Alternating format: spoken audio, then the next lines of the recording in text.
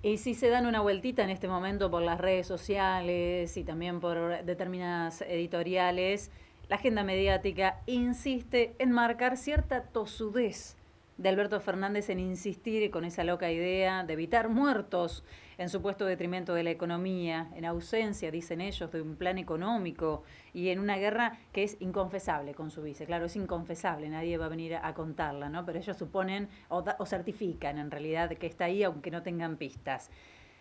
Dicho está, pero nunca lo suficiente, que en aquellos países donde no hubo cuarentena, la paralización económica o el impacto económico fue tan importante como en los que sí, suponiendo que a alguien le importe más la economía que las vidas, cosa que efectivamente estamos viendo que ocurre.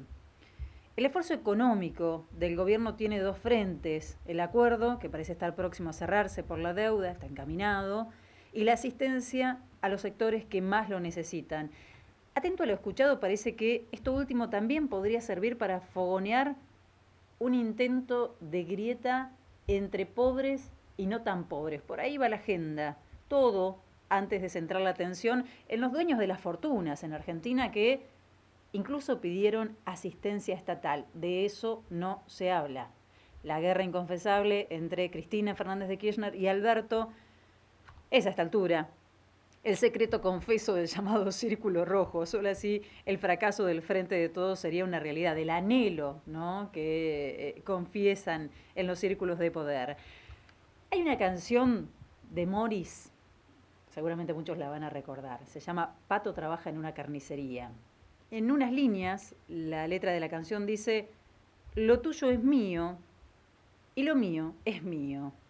Y la verdad resulta bastante descriptivo de lo que cierto sector de poder considera sobre el rol del Estado, sobre los recursos de todos los argentinos, que hoy están en debate nuevamente con posiciones que no son nuevas, ¿no? Son posiciones históricas, digamos, archisabidas, conocidas.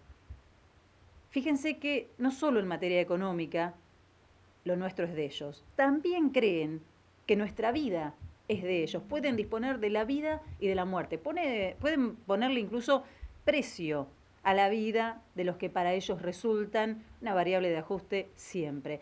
Nada es nuevo en estas discusiones y en estos comportamientos, solamente las circunstancias. Lo tuyo es mío y lo mío también. Esto sostienen los señores que desde las penumbras, ellos no necesitan exponerse porque tienen alquilado un ejército de peleles que sabrán imponer muy bien sus intereses y puntos de vista, o sabrán en todo caso embarrar la cancha debidamente para que lo esencial no se someta a discusión. Quedó bien claro esto que estoy diciendo, que estoy referenciando, anoche en la conferencia de prensa, con preguntas absolutamente redundantes, malintencionadas y coherentes con el discurso casi monopólico de los medios que apuntan en contra de la cuarentena. Medios y trolls. Los mismos que corean cada vez que pueden: hay que bajar el déficit y que no hay que distribuir planes sin pedir contraprestaciones. Los mismos que creían que era injusto que se jubilaran personas que no habían hecho aportes, ¿no?, con aquellas moratorias que luego se encargaron de desaparecer. Los que estaban en contra de los subsidios a la energía para las familias de los trabajadores son los que vinieron a pedir que se les pague el salario de los trabajadores, así no tienen que tocar parte de su capital. Fíjense que la data de los beneficiarios de este programa ATP no se escuchó o leyó en muchos medios de comunicación, esta data en particular, ¿sí? Porque la mayoría de esos acompañamientos del Estado son irreprochables, hay que decirlo. No ocurrió en otros países que el Estado esté presente como está ocurriendo en Argentina, tratando de sostener a la pyme, a la industria, para que no quiebre en este contexto que no está determinado por una decisión política, ¿sí? La pandemia, a eso me refiero. La mayoría de estos acompañamientos son irreprochables, pero con el blindaje que persiste, no se escuchó hablar de Vicentín, salvo en algunas excepciones honrosas. Vicentín, que había gozado de los favores del Banco Central, Techín, Mitre, torneos y competencias, la Nación, incluidos integrantes del directorio, trabajadores de perfil, pero también dueños, ¿sí? Incluyó a Jorge Fontevecchia, también el ATP, CEOs de diferentes empresas, la marca de ropa de la familia Wada. Bueno, fueron circulando y se van sumando nombres a ese listado. Sí, claro, hacer negocios de esta manera, ser empresario de esta manera, resulta sencillo y hasta redituable en algunos casos, porque muchos de ellos tienen la plata escondida en guaridas fiscales, muchos de ellos fugaron plata durante el gobierno de Mauricio Macri y muchos de ellos encabezan la lista de los más ricos del país y también, claro, hay algunos que tienen intereses creados en la negociación de la deuda que lleva adelante el gobierno de la Argentina y la mayoría ostentan ese tipo de privilegios porque lograron hacer siempre negocios con el Estado, sobre todo en momentos críticos. Todos ellos se niegan a cumplir con sus obligaciones y, por supuesto, hacer algún tipo de aporte en esta crisis. No es raro, me parece a mí, ¿no? Pero anoche este tema no salió. A nadie se le ocurrió hacer alguna consulta o pedir alguna reflexión con respecto a este tema. Estos sectores están abocados a pedir, a presionar con el fin del aislamiento. Utilizan la palabra récord para referirse a la extensión de la cuarentena en Argentina, dato además discutible, ¿no? La palabra récord es discutible. Les preocupa el récord de días sin facturar más que lo que podría ser un récord trágico, que es un récord de muertes. La cuarentena, dijo Alberto Fernández anoche, y resulta tranquilizador que lo diga, la cuarentena va a durar lo que tenga que durar. Hace algunos días empezó a sentirse el frío. La llegada del invierno implica mucho más que un simple cambio de estación. Quienes tienen un mínimo de sensibilidad social lo saben lo que significa el frío más en un año como este. La llegada del invierno es sufrimiento, más sufrimiento para los que viven en precarias viviendas o están en situación de calle. Es sufrimiento para aquel que no tiene abrigo, alimentación digna, para el que no cuenta con gas natural o medios mínimos para calefaccionarse. Agua, sí, ya hablamos, ¿no? De la falta de agua en muchos hogares de Argentina. Y no es demagogia citarlo. Es una postal de lo que le ocurre hoy a millones de argentinos y argentinas.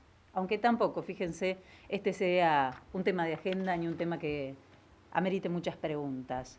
La pobreza en aumento, el déficit y la precariedad habitacional, el aislamiento más un enemigo mortal al acecho, resultan, la verdad, un combo indeseable. Es una obviedad decir que los indicadores sociales van a empeorar, como ocurrirá en todos los países del mundo con esta pandemia. Ocurre con o sin aislamiento. Pero nuestro punto de vista, nuestro punto de partida, era ya una calamidad. UNICEF estimó que unos 700.000 niños, niñas y adolescentes van a ingresar en la pobreza durante este año en Argentina, lo que nos va a dejar rondando el 60% de infancia sumida en la pobreza. Este es el verdadero drama de la Argentina. Este es el dato que tiene que generar angustia. Ese y no algún reclamo infantil de un operador mediático con puchero incluido, que desde un lugar de absoluto privilegio expone como un drama el hecho de tener que posponer una visita familiar. Este es el drama. Los millones en la pobreza, las villas sin agua, la muerte ensañada con los más vulnerables o los más vulnerados. No lo marca la agenda mediática. En este caso lo está marcando el gobierno. Está señalando y dice, me tengo que ocupar de esto.